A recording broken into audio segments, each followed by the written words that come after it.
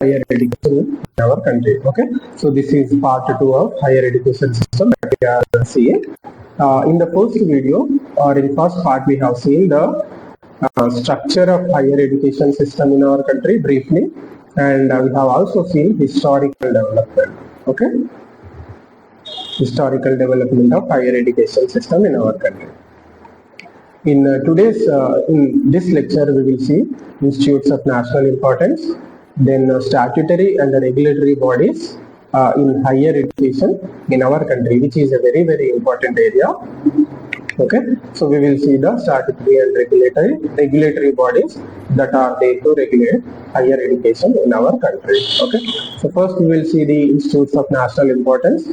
First we will understand the definition, okay, that defined through the law by the parliament. You see, an institute of national importance is an institution that serves as the pivotal center, okay, important center for developing, okay, skilled personnel. You see, this is one characteristic feature.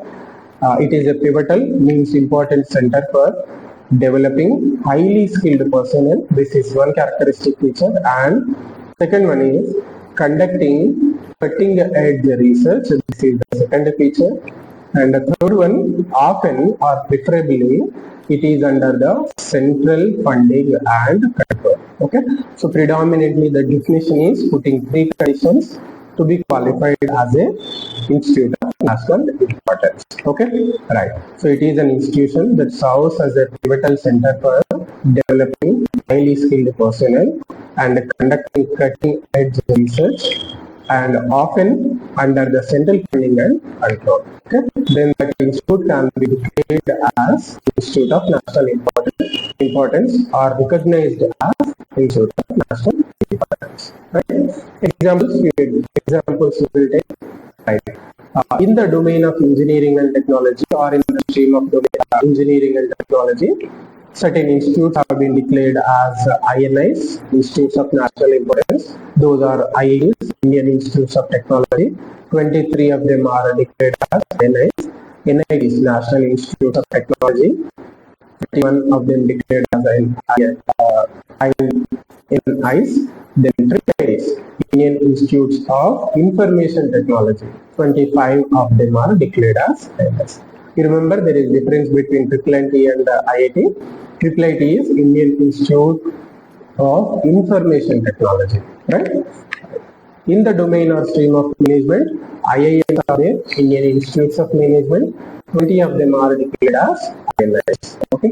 In the medical stream, AIMS are there, All India Institutes of Medical Sciences. 20 plus of them are declared as INIs. And apart from that, PGA, MER, then JIPMER. Okay, these are also declared as INIs. Then in the domain of science and research, or from the domain, IISc Bengaluru, Indian Institute of Science, Bengaluru. Then several IICERs. Okay, these are declared as INIs. Okay. Then in the domain of design and architecture, NID, okay, National Institute of Design, and STS, okay, these are declared as INIs. Okay. From the law and the humanities, several national law universities have been declared as INIs. Okay. Remember the major characteristic feature of these institutions, which are declared as Institute of National Importance. Often they have separate law which is governing their functioning. For example, IITs have the IIT Act, Indian Institutes of Technology Act is there, and similarly IIMs, Indian Institutes of Management, they have a separate act that is Indian Institutes of Management Act. So these institutes are governed by these particular respective acts. Okay. Then few salient features we will see. What separates these INIs from other institutions? You see, they have often degree granting autonomy. Generally, you see only universities have the capacity or right to grant degrees, but these institutions can also grant degrees to the students. Then they have independent board of governors, which is an important feature. Why? Then the institute can work efficiently under the direction of board of governors. Okay, the independent board of governors will help.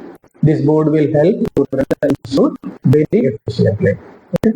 Then the priority of funding is very high for these institutions. Means if the government wants to fund, first priority will go to these institutions. Okay.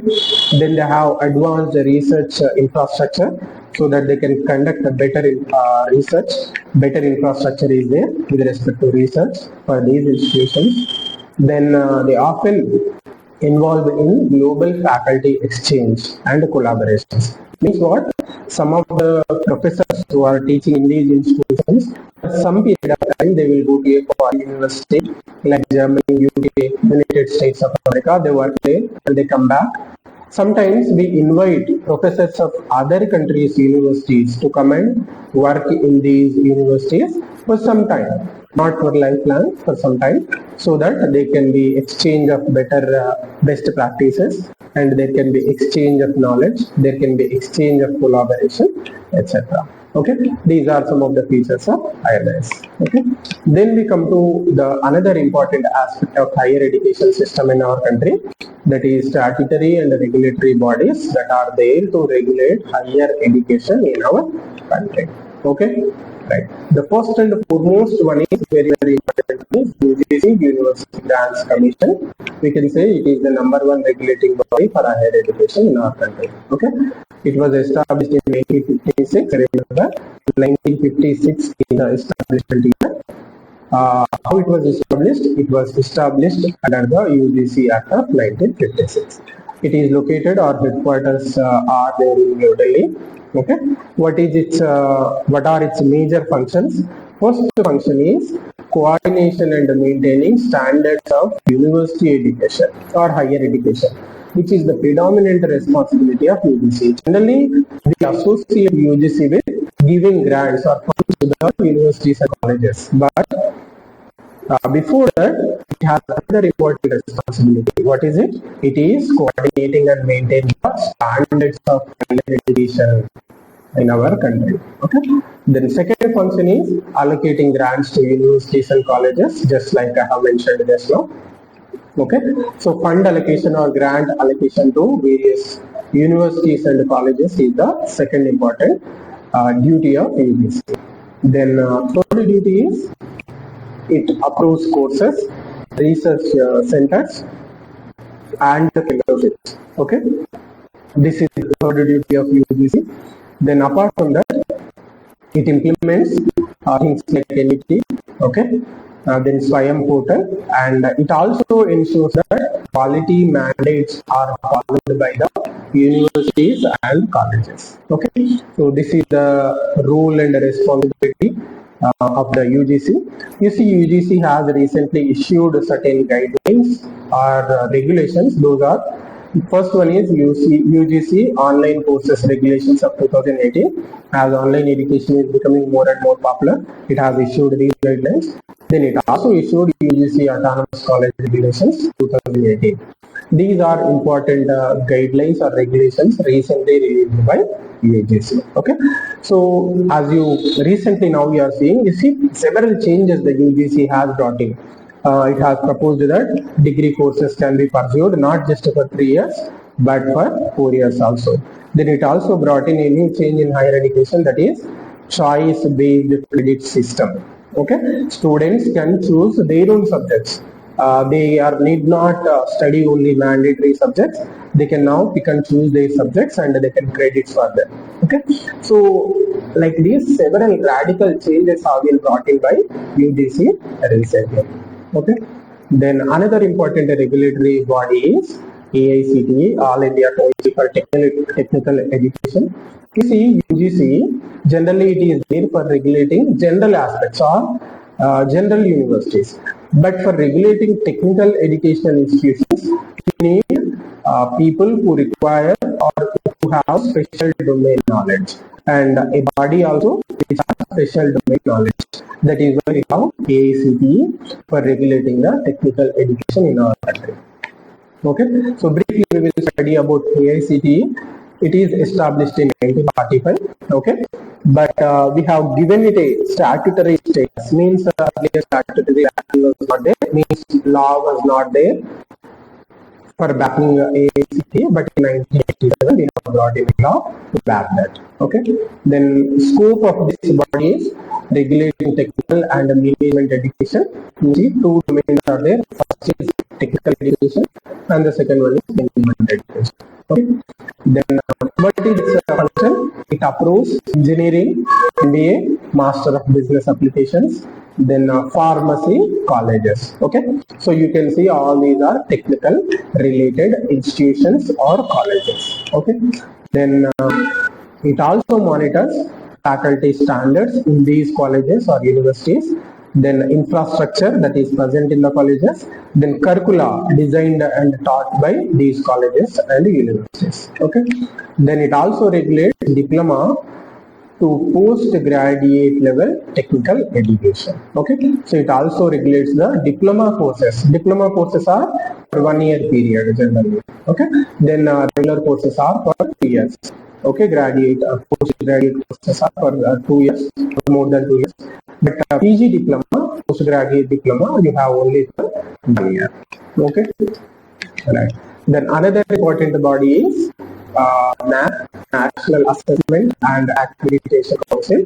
You see, it is established in 1994 under the UGC. So you remember it works under UGC. Okay, right. It is also established under the UGC Act.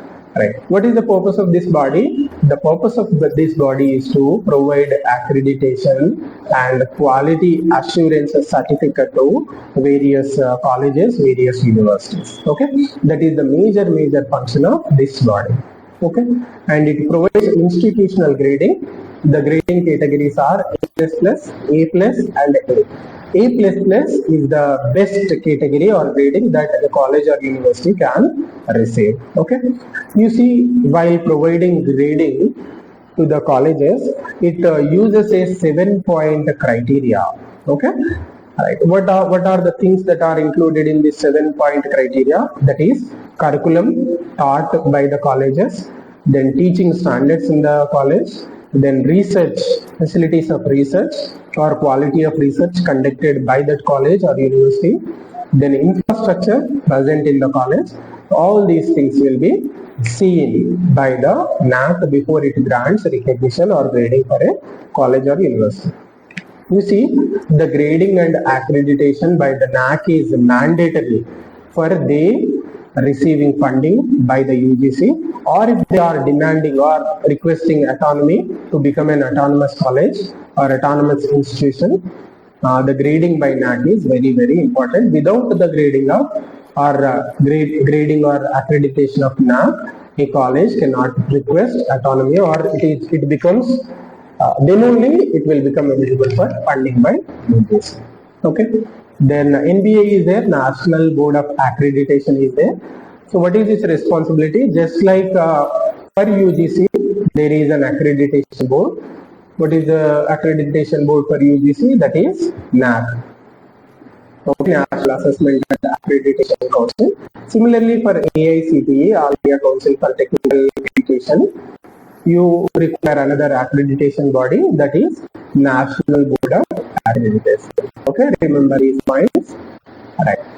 What is the focus? Focus of this body is program level accreditation for programs such as engineering programs, management programs or courses, then pharmacy courses taught by various colleges and various universities. It works under AICTE. Okay. Then it offers outcome-based accreditation model. Okay, it is called as OBE model or outcome-based accreditation model. That is about MBA. Then other important statutory councils are there which regulate some specialized areas. You see, UGC is not a specialized body. So to take care of specialized domains that we are going to discuss now, do require a specialized body also. That is why we have established another important statutory bodies or councils that are there to regulate that domain. So in that first one is National Council for Teacher Education, that is NCTE. What is the domain of this body? To regulate and manage the teacher education in the country. It is established under the NCTE Act of 1993. Remember, it is established in 1993. Then ICAR, Indian Council of Agricultural Research. What is its domain? Its domain is agricultural education. Okay. You see, there is no separate act for this body, but this body is registered as a society under the Societies Act of 1956. Okay. Right. Remember, there is no separate act for creation of ICAR, Indian Council of Agricultural Research. It is a society. It is registered under the Societies Act. Okay.